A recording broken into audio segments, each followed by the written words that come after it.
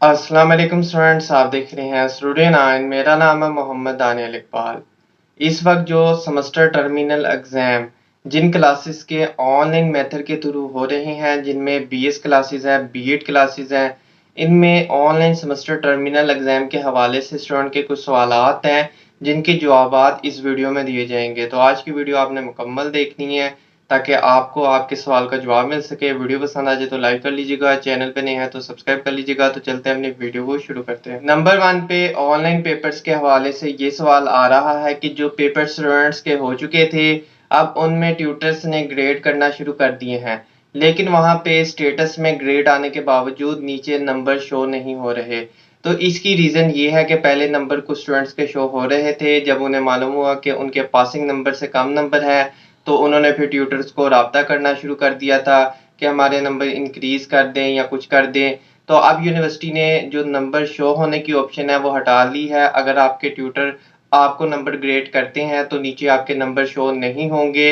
अब ये final result के साथ ही आपको पता चलेगा कि आपके कितने नंबर फलाने पेपर में आए हैं। दूसरे नंबर पे कई स्टूडेंट्स ये जानना चाहते हैं कि उन्होंने पेपर जो है वो मिस कर दिया, यानी कि पेपर को तैयार करके फाइल बना के अपलोड नहीं कर सके, पेपर मिस हो गया है, या अगर पेपर अपलोड किया है तो पेपर वाली फाइल को अपलोड करने की जगह उन्होंने गलती से कोई और फाइल अपलोड कर दी है। तो ऐसे स्टूडेंट जिन्होंने पेपर अटेम्प्ट नहीं किया या गलती से कोई और फाइल अपलोड कर दी है और बाद में बटन जो है वो क्लोज हो जाता है, बटन हाइड हो जाता है, पेपर की टाइमिंग जो है वो ख़त्म हो जाती है, तो आप उसमें कुछ भी नहीं कर सकेंगे, आपको दोबारा मौका नहीं दिया जाएगा। आपको अब रीअपीयर के अंदर अपने पेपर को अगले सेमेस्टर के साथ क्लियर करना होगा। तीसरे नंबर पे कुछ स्टूडेंट्स के पेपर अपलोड करने के बावजूद उनके पेपर के मेन्यू में एक येलो कलर की पट्टी आ रही है जिसमें लिखा हुआ है कि this assignment is not accepting submission, यानी कि उन्होंने पेपर को अपलोड कर दिया है तो उन्हें ऐसा लग रहा है कि शायद उनका पेपर जो है वो एक्सेप्ट नहीं हुआ। तो ये ऑप्शन इसलिए नहीं है, बल्कि ये ऑप्शन इसलिए कि आपने जो पेपर अपलोड किया था और जो आपकी टाइमिंग थी अपलोड करने की, उसके बाद ट्यूटर की जानिब से आपका ऑप्शन जो है ऐड सबमिशन का या एडिट का या रिमूव का, उसको हटा दिया गया है। आपने जो पेपर टाइमिंग के अंदर अपलोड किया था सिर्फ वही अपलोड रहेगा, उसमें अब आप अपग्रेडेशन या अपडेट या उसको चेंज वगैरह नहीं कर सकते। इन शॉर्ट आपकी पेपर की टाइमिंग ख़त्म हो गई है, जो फाइल आनी थी अपलोड होनी थी वो हो चुकी है। अब उस पे ही आपका पेपर चेक होगा, उसी की बिहाफ पे आपको नंबर वगैरह अलॉट किए जाएंगे। चौथे नंबर पे ये भी सवाल आ रहा है कि जो ऑनलाइन एलएमएस के पेपर हैं उसके जवाबात जो हैं वो स्टूडेंट ने बिल्कुल नेट से कॉपी पेस्ट करके या बनी बनाई कोई ऐसी फाइल ले ली है जो कि कॉपी पेस्ट है, तो क्या उस पे नंबर वगैरह मिल सकते हैं, क्या उस पे पास हो सकते हैं सिर्फ के नहीं हो सकते। तो मैं आपको पहले भी ये बता चुका था कि जो एलएमएस पे पेपर होंगे उनमें ज़्यादा आपने केयरफुल रहना है, क्योंकि उसमें प्लेजरिज्म ज़्यादा अच्छे तरीके से चेक हो सकता है, उसमें सॉफ्टवेयर वगैरह के ज़रिए ज़्यादा अच्छे तरीके से प्लेजरिज्म चेक हो सकता है और जल्दी डिटेक्ट हो सकता है कि आपने कौन सी वेबसाइट से मवाद को कॉपी पेस्ट किया है। तो इसमें आसानी से आप पकड़े जा सकते हैं। तो जिन्होंने ऐसा किया वो यही तसव्वुर करें कि उनके चांसेस हैं कि वो फेल हो जाएंगे, वो उस पेपर में फेल हो जाएंगे। अगर आप फेल हो जाते हैं तो फिर अगले सेमेस्टर के साथ आपको रीअपीयर करना होगा, पेपर देना होगा।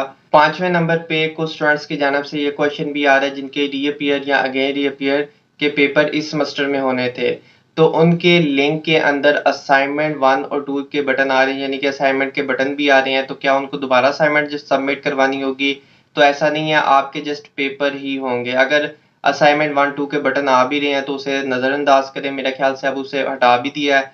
जिनके रीअपीयर के पेपर हैं उनके जस्ट रीअपीयर के पेपर होंगे, और जिनके इस सेमेस्टर के पेपर थे उनकी ऑलरेडी असाइनमेंट वो सबमिट करवा चुकी हैं।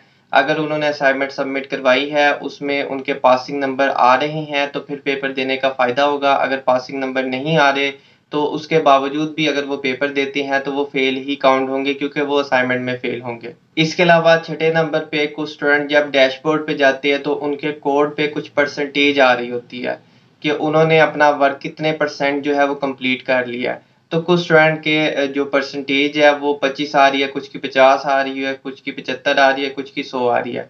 तो अब इसकी रीज़न क्या है? इसकी रीज़न ये है कि जब आप उस कोड के अंदर जाते हैं, अगर आपने असाइनमेंट 1 और 2 को टिक कर रखा है तो आपकी 50% हो जाएगी।